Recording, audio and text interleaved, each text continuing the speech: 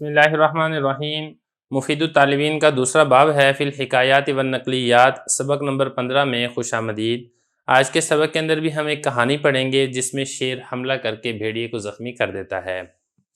عبارت دیکھ لیں۔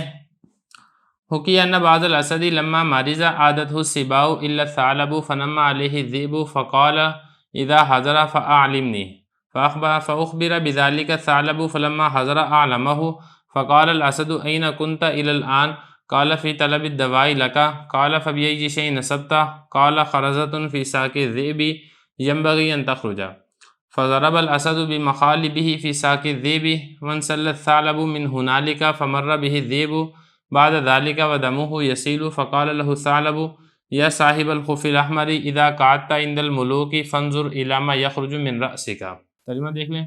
حکایت کی گئی ہے کہ ایک شیر جب وہ مریض ہو گیا، بیمار ہو گیا، تو عیادت کے لیے آئے اس کے درندے سوائے لومڑی کے، تو چغل خوری کی اس لومڑی کے خلاف بھیڑیے نے۔ تو شیر نے کہا جب وہ حاضر ہو تو مجھے بتاؤ۔ تو اس بات کی خبر دے دی گئی لومڑی کو۔ جب لومڑی حاضر ہوئی تو شیر کو بتایا گیا، تو شیر نے کہا تو کہاں تھی اب تک؟ تو لومڑی نے کہا آپ کے لیے دوا کو طلب کر رہی تھی، تلاش کر رہی تھی۔ قالا پھر کس چیز سے تو نے حاصل کی دوائی؟ اس نے کہا مہرہ ہے جو کہ بھیڑیے کی پنڈلی میں ہے، مناسب ہے کہ آپ اس کو نکال دیں۔ تو شیر نے اپنے پنجے کو مارا بھیڑیے کی پنڈلی میں، اور بھیڑیا چپکے سے کھسکا وہاں سے، یہ چپکے سے نکل گیا وہاں سے۔ گزرا ہے بھیڑیا اس کے بعد اس لومڑی کے پاس سے، اس حال میں کہ اس کا جو خون وہ بہہ رہا تھا۔ تو لومڑی نے اس سے کہا اے سرخ موزے والے، جب تو بیٹھے بادشاہ کے پاس تو دیکھ تیرے سر سے کیا نکل رہا ہے۔ عبارت ہو چکی ہے، ترجمہ ہو چکا ہے۔ اب اس میں کچھ الفاظ ہیں، ان کے بارے میں آپ دیکھ لیں، تھوڑی سی وضاحت اس کی کر لیتے ہیں، پھر اس کے بعد ہم انشاءاللہ اس کی تشریح کریں گے، اور اس سے جو سبق ہمیں حاصل ہوتا ہے ہم اس کو پر غور کریں گے۔ حکا یحکی اس کا مطلب ہوتا ہے حکایت کرنا، اسی سے فعل ماضی مجہول کا صیغہ ہے۔ اسد یہ گزر چکا ہے، شیر کو کہتے ہیں۔ ماریزہ اس کا مطلب ہوتا ہے بیمار ہونا۔ عادت ہو یہ عیادت سے ہے، یہ جو عادت ہے اصل میں کیا تھا؟ عوادت تھا، تو پھر اس میں کالا والا قاعدہ جاری ہوا اور ہم نے واو کو الف سے تبدیل کر دیا، تو یہ بن جائے گا عادت۔ اور سبا یہ درندوں کو کہتے ہیں، یہ جمع کا صیغہ ہے۔ ثعلب پیچھے گزر چکا ہے۔ نما یا نمو اس کا مطلب ہوتا ہے چغل خوری کرنا، یعنی بات کو اس طریقے سے نقل کرنا کہ جس سے دوسرے کے خلاف بھڑکایا جا سکے، اس کو کہا جاتا ہے چغل خوری۔ ایسے نقل کرنے کو نما یہ کہا جاتا ہے۔ ذیب ہو گیا۔ آگے دیکھیں اذا حاضرہ، تو بادشاہ نے کہا اذا حاضر، جب وہ لومڑی حاضر ہو اعلمنی، تو تم مجھے علم دو، یعنی مجھے بتاؤ۔ تو یہ امر کا صیغہ ہے اعلمنی۔ فاخبر، اخبار یخبر اخبارا خبر دینا، اسی سے فعل ماضی مجہول کا صیغہ ہے۔ لومڑی کو اس بات کی خبر دے دی گئی کہ جو بھیڑیا ہے، بھیڑیا نے آپ کی چغل خوری کی ہے بادشاہ کے پاس۔ تو فلما حاضرہ، پھر وہ جو لومڑی ہے جب وہ حاضر ہوئی ہے، اعلمہ، تو لوگوں نے اس کو شیر کو بتایا کہ لومڑی آ گئی ہے۔ تو شیر نے کیا کہا این کنت، تو کہاں پر تھی ہے لومڑی؟ الی الان، اب تک، یعنی تو میری عیادت کے لیے کیوں نہیں آئی؟ تو اس نے پھر کیا کہا فی طلب الدواء لک، میں آپ کے لیے دوا کو یعنی علاج کی تلاش کر رہی تھی۔ قال فبأي شيء نصبت، اصاب یصیب اصابۃ، حاصل کرنا، پہنچنا۔ تو شیر نے کہا پھر کس چیز میں تو نے میری دوا کو حاصل کیا ہے؟ تو اس نے کہا خرزۃ، یہ ایک منکا ہے یا ایک مہرہ ہے جو کہ اس کی بھیڑیے کی پنڈلی میں پایا جاتا ہے، یعنی بھیڑیے کی ٹانگ کے اندر ایک چیز ہے وہ پائی جاتی ہے، اس میں آپ کی دوا ہے، آپ اس کو نکال لیں۔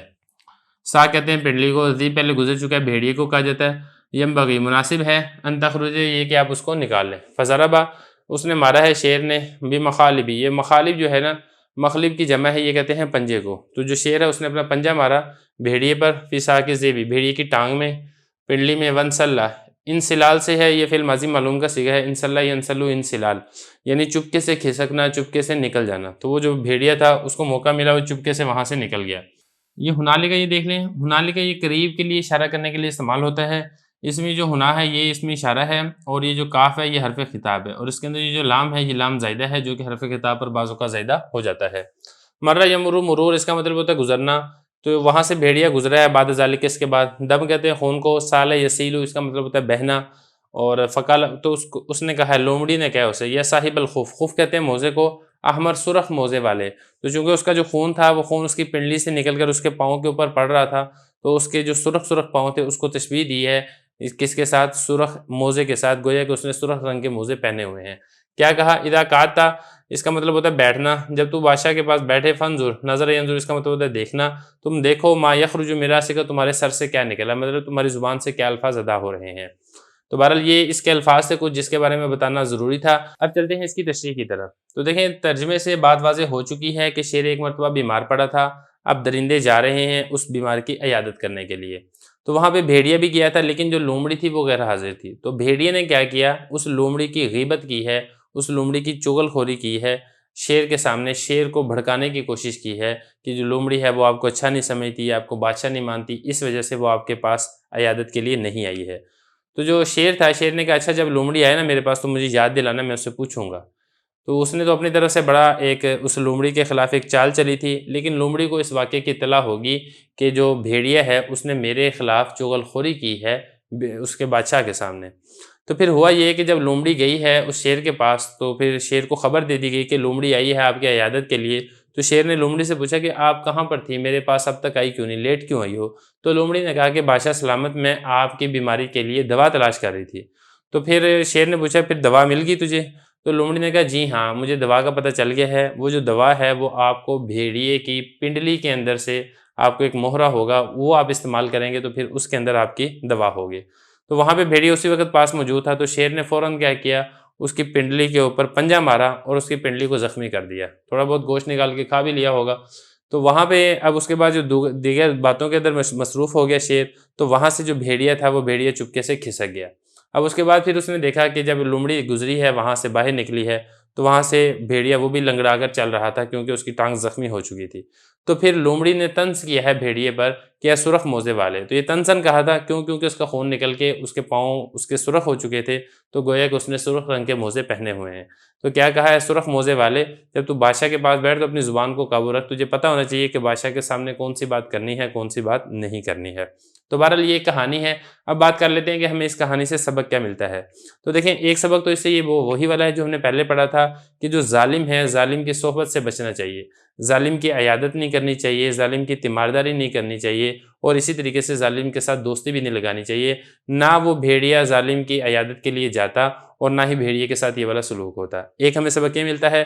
دوسرا ہمیں سبق یہ ملتا ہے کہ جو چغل خوری ہے، چغل خوری سے اجتناب کرنا چاہیے۔ اگر آپ آج کسی کے خلاف سازشیں کر رہے ہیں تو عین ممکن ہے کہ یہ سازش آپ کے خلاف پلٹ جائے اور اس دشمنی کی وجہ سے جو آپ دوسرے کو نقصان پہنچانا چاہ رہے ہیں آپ کو خود بھی اس سے بڑا بھاری نقصان پہنچ سکتا ہے۔ تو دوسرا سبق ہمیں اس سے یہ ملتا ہے، اور تیسرا سبق ہمیں یہ ملتا ہے اس سے کہ جو عقل مند لوگ ہیں، عقل مند انسان ہیں، اس کے ساتھ دشمنی نہیں کرنی چاہیے۔ جو عقل مند چست چلاک شخص ہو اس کے ساتھ زیادہ ہوشیاری کا سلوک نہ کریں۔ اگر آپ اس کو نقصان پہنچانا چاہیں گے یا اس کے ساتھ چلاکی کرنا چاہیں گے تو اس چلاکی کا وبال بھی آپ پر آ سکتا ہے۔ تو تیسرا سبق ہمیں اس سے یہ ملتا ہے۔ چوتھا سبق اس سے ہمیں یہ ملتا ہے کہ جب ہم بیٹھیں خاص طور پہ کسی بڑے مقام اور مرتبے والے شخص کے سامنے تو اپنی زبان کی کنٹرول کریں، زبان کی حفاظت کریں، کیونکہ بعض اوقات انسان زبان سے کچھ ایسے الفاظ نکال دیتا ہے جس کا وبال پھر اسی کے اوپر پہنچتا ہے۔ جس طریقے سے بھیڑیے نے چغل خوری کی تھی تو اس کا وبال بھی بھیڑیے کو ہی بھگتنا پڑا۔